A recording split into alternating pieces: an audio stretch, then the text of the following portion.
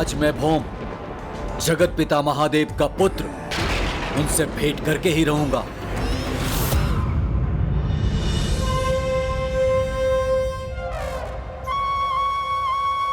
अरे वाह, इतने सारे मिष्ठान।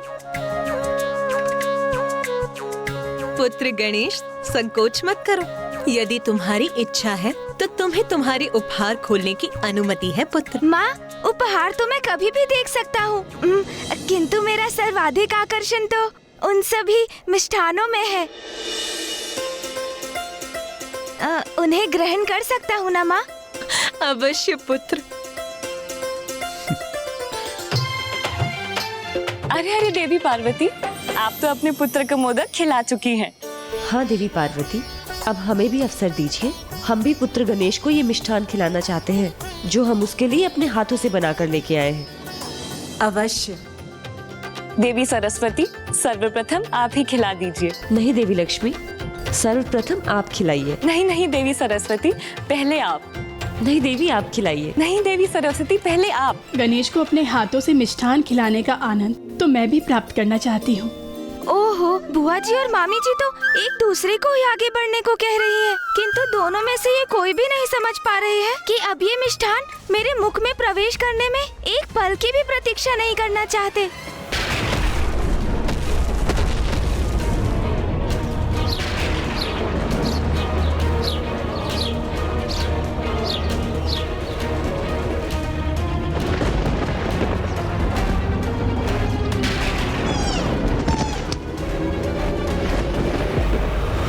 पुनः वैसा ही योग प्रस्तुत होने जा रहा है जिस योग में प्रथम पूज्य गणेश जी का शीश धड़ से विलग हुआ था। कुछ भी हो, मुझे अभी माता पार्वती को बताना ही होगा।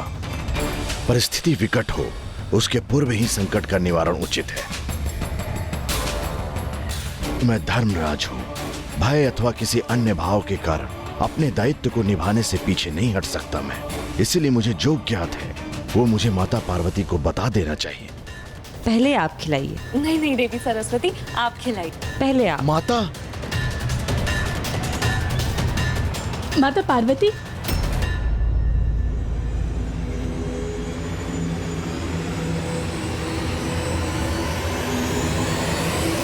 माता लक्ष्मी और माता सरस्वती को समझाइए ना कि वो शीघ्र निर्णय लें, क्योंकि मैं भी गणेश जी को अपने हाथों से मिष्ठान खिलाने के लिए ललायित हूँ। मुझे भी अवसर प्राप्त होना चाहिए। अवश्य देवी शची।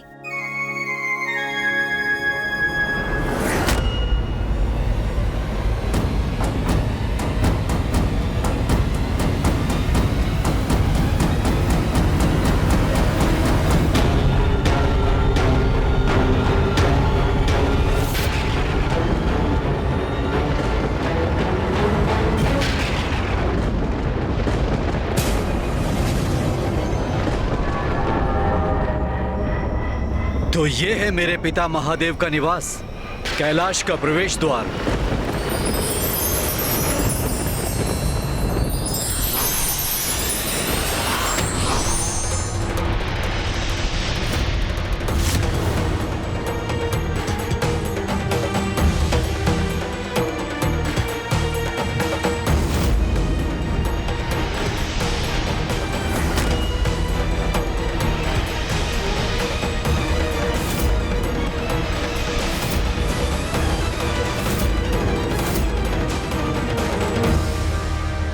पुत्र गणेश, देवी शची कितने स्नेह से तुम्हें अपने हाथों से मिष्ठान खिलाना चाहती हैं, और तुम उन्हें उसका अवसर ही नहीं दे रहे हो। और तुमने देवी लक्ष्मी और देवी सरस्वती की थाल से भी मिष्ठान समाप्त कर दिए। मुझे क्षमा कीजिए, मैं स्वयं को रोक नहीं सका माता। अब मुझे अपने हाथों से मिष्ठान खिलाइए माता।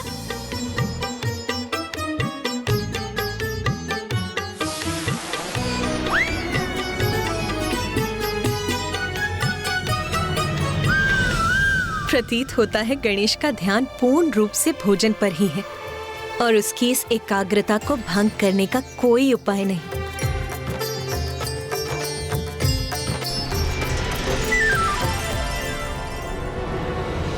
गणेश जी भोजन में व्यस्त है, यह अच्छा अवसर है। माता पार्वती को सावधान करने का उत्तम अवसर है ये। माता,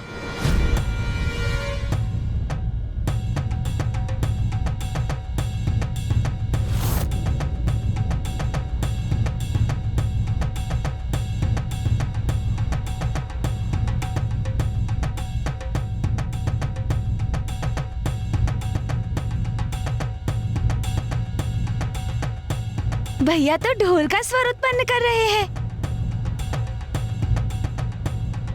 भैया आप ढोल बजाइए और मैं डमरू। हे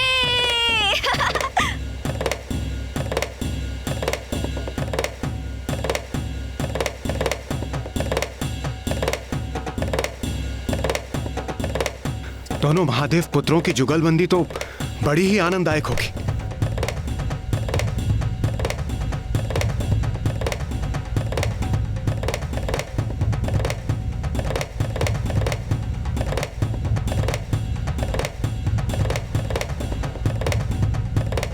माता,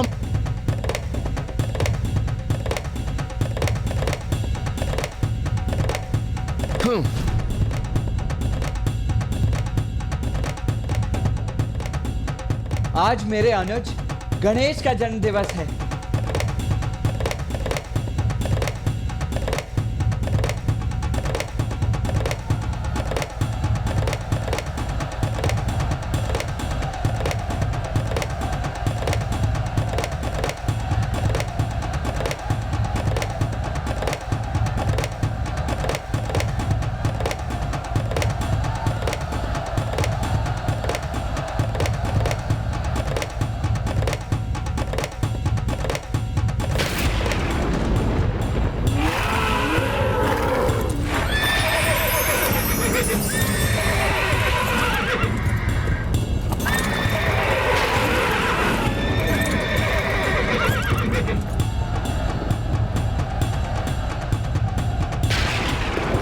तोतला जी।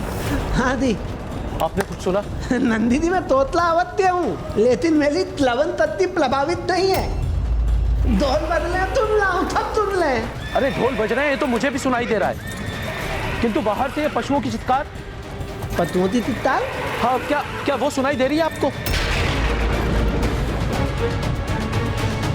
हाँ नंदी दी, दुनिया तो मुझे भी आ रही है। बोलिए, दुनिया नहीं बाल के आ रही है। तोतला जी, हमें बाहर जाकर देखना चाहिए कि देवताओं के वाहन इतने व्याकुल क्यों हो रहे हैं। आइए चलिए।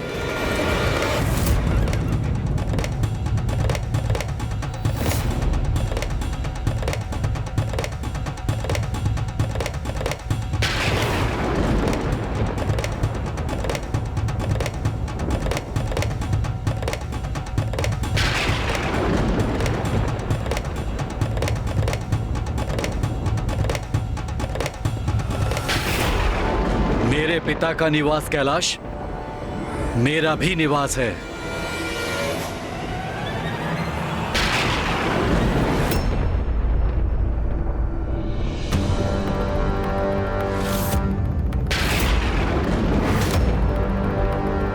तोतला जी, कौन है ये और ये यहाँ क्यों आया है, और इससे ये रक्तवर्णी वाष्प क्यों उत्पन्न हो रही है?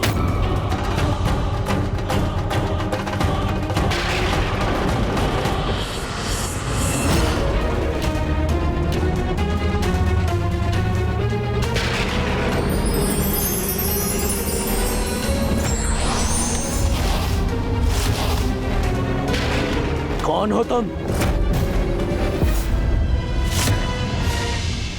मैंने पूछा कौन हो तुम? सुना नहीं क्या तुमने? श्रवण शक्ति क्षीण हो गई है क्या तुम्हारी? कहां जा रहे हो, कुछ ज्ञात भी है तुम्हें? मैं भौम हूं। हाँ तो दामू, क्या चले?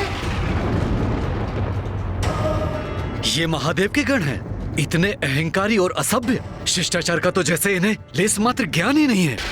भौम हो तो हो गए, उससे हमें क्या? नाम के आगे भी कोई परिचय है तुम्हारा तो दो हमें। मैं भौम महादेव पुत्र हूँ, उनसे भेंट करने आया हूँ।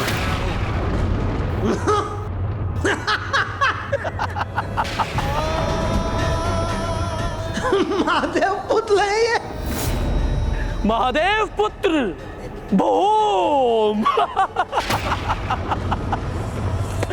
तोतला जी कहां से कैसे कैसे बड़े बड़े भ्रम पाल कर यहां पहुंच जाते हैं मूर्ख अज्ञानी, और कहते हैं महादेव पुत्र बूम है।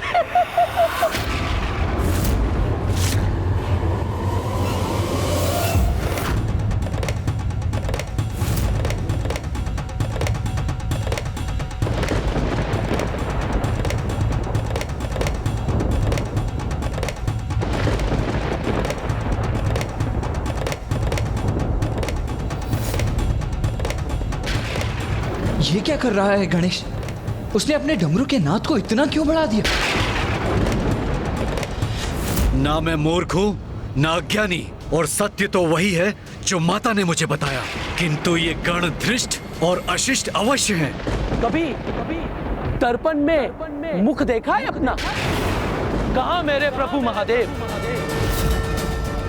उनके पुत्र देव सेनापति कुमार कार्तिकेय और प्रथम पूज्य गणेश जी, और कहाँ तुम?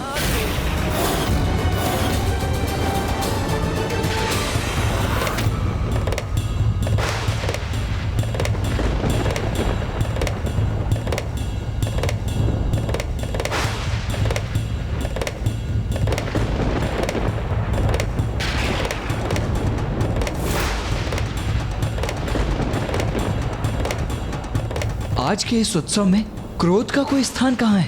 फिर गणेश अपने डमरू के नाद से क्रोध का प्रदर्शन क्यों कर रहा है?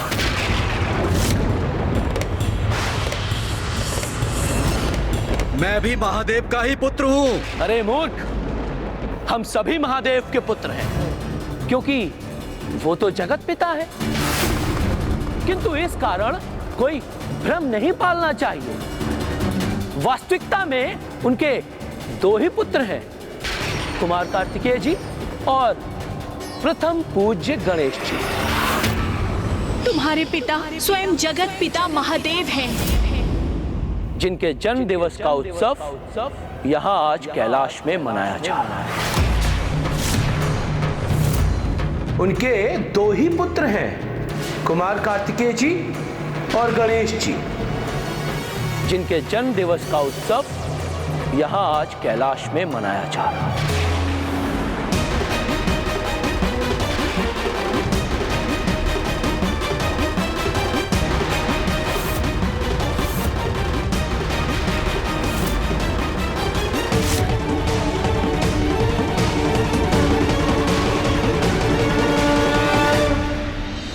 चलो प्रस्थान करो यहां से।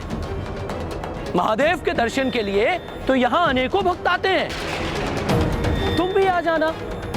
उत्सव संपन्न होने के पश्चात अभी वो अपने पुत्र के साथ व्यस्त हैं। तुम दोनों समझने के लिए तैयार क्यों नहीं हो? मैं भी महादेव का ही पुत्र हूं, किंतु जो सत्य है वो समझने के लिए कभी ना कभी तुम्हें विवश होना पड़ेगा। और महादेव को भी यदि अभी उनसे भेंट कर अपना परिचय दे सका तो उचित है, अन्यथा अन्य रूप धारण कर सत्य उनके समक्ष अवश्य आएगा। कैलाश जैसे पवित्र स्थान पर असत्य को सत्य कहने की धृष्टता करते हुए लज्जा नहीं आती तुम्हें? तुम यहां से जाते हो, अन्यथा मैं तुम्हें यहां से जाने के लिए विवश करूं।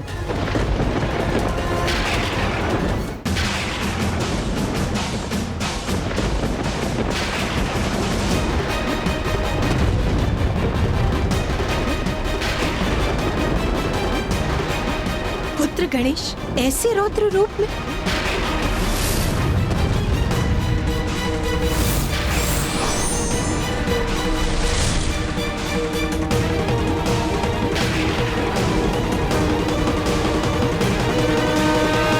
मेरा यहाँ किसी से युद्ध करने का प्रयोजन नहीं, किंतु पुत्र का पिता से भेंट करने की इच्छा रखना कोई अपराध तो नहीं, अपितु पिता का पुत्र को अस्वीकार करना अवश्य अनुचित है, और अनुचित का परिणाम कभी उचित नहीं होता। जा रहा हूं मैं, किंतु पुनः आऊंगा। हाँ, जाओ जाओ।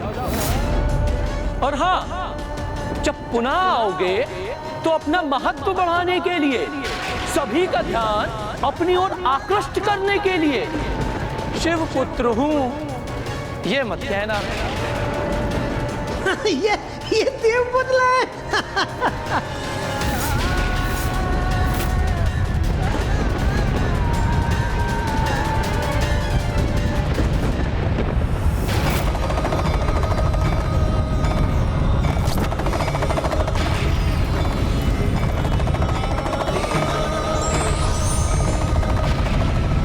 एक पुत्र को अपने वक्ष से लगाकर उस पर सारा स्नेह न्यौछावर कर बहुत आनंदित हो रहे ना आप महादेव। इतना बड़ा भेदभाव कि एक अन्य पुत्र को पूर्ण रूप से भुला बैठे हैं आप। नहीं, बहुत बड़ा अन्याय है ये, किंतु शीघ्र ही आपको इसका उचित न्याय प्राप्त होगा। अपने इस पुत्र को दुख दिए है ना आपने, जो आपके आनंद का स्रोत है, तो उसका दुख भी देखना और सहना होगा आपको महादेव। जा रहा हूं मैं।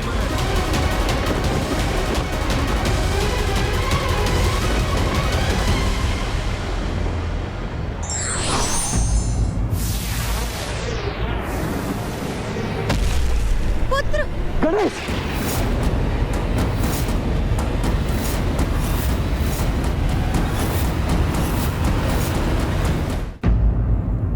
अचानक क्या हो गया था मुझे? ऐसा लगा जैसे किसी प्रबल शक्ति ने वश में कर लिया हो। और वो आगंतुक तो मात्र महादेव से भेंट करना चाहता था, उनके दर्शन करना चाहता था। फिर मैंने इतनी निष्ठुरता का व्यवहार क्यों किया उसके साथ? क्या उसके प्रति हमारा आचरण उचित था? तोतला जी, समझ में नहीं आ रहा है कि अकारण ही मैं इतना उत्तेजित क्यों हो गया। हाँ नंदी दी, मुझे भी तो देता ही प्रति दुआ देते। तिथि ने मुझे अपने पद में तल लिया था, किंतु अब दो भी हुआ, ओ दिया तो ओ दिया। तलिए तलिए अब बीतल तलिए।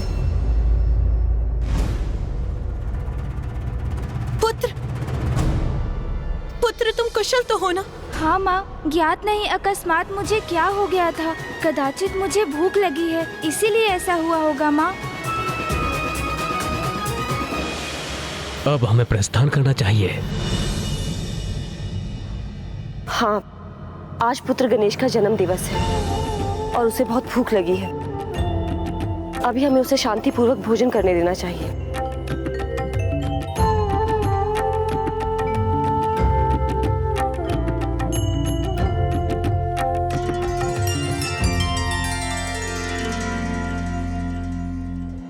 अब तो सभी देवी देवता प्रस्थान कर रहे हैं, यही उचित अवसर है। उनके प्रस्थान करने के पश्चात मैं माता पार्वती को अवश्य कह दूंगा। नाथ, आपने शांत रहकर माता पार्वती से कुछ ना कहकर उचित ही किया। देखिए ना, माता पार्वती महादेव कितने प्रसन्न हैं।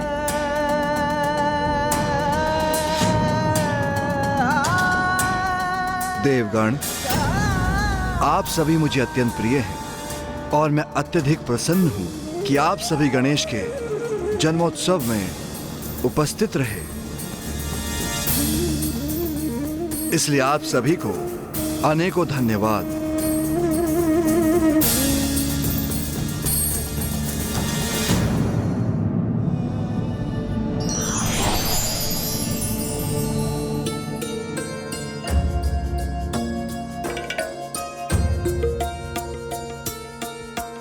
यमराज, आपको ज्ञात है कि मुझे सर्वाधिक प्रिय कौन है? जो सर्वाधिक प्रिय देवता हैं और जो मेरे हृदय के सबसे निकट है, वो हैं आप। मैं महादेव? हाँ, कभी कभी जो नैतिक दृष्टि से उचित प्रतीत होता है और जो हमारा दायित्व है, उसमें विरोधाभास होने के कारण एक बड़ा अंतर्द्वंद उत्पन्न होता है।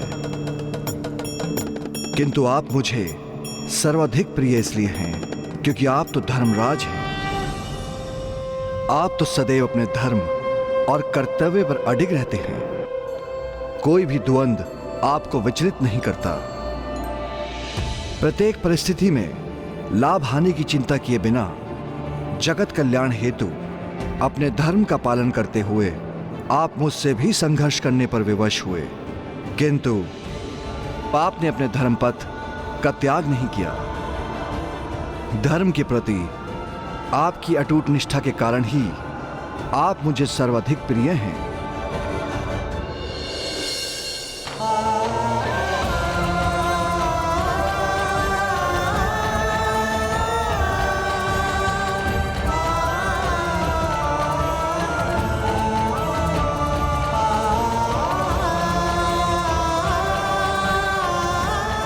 महादेव को मुझ पर इतना विश्वास है और मुझे उनके विश्वास का सम्मान करना होगा। अपना धर्म मुझे निभाना ही होगा। यमराज के मुख पर ऐसा भाव क्यों? जैसे उनके भीतर भावनाओं का बवंडर उमड़ रहा है, जैसे वो कुछ कहना चाहते हैं किंतु कह पाने में विवश।